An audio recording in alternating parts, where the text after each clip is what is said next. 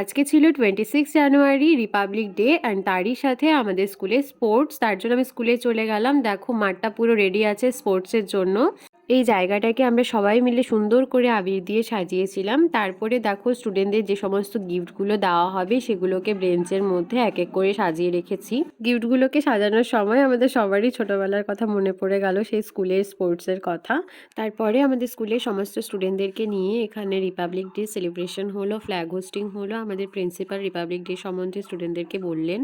তারপর আমরা আমাদের সমস্ত স্টুডেন্টদেরকে চকলেট দিয়ে রিপাবলিক ডে সেলিব্রেশন শেষ করে আমরা চলে গিয়েছিলাম স্পোর্টসের দিকে। আর এখানে দেখো স্টুডেন্টরা কিন্তু এত জোরে দৌড়য়নি, আমি ভিডিওটাকে অনেকটা স্পিডে দিয়ে দিয়েছিলাম।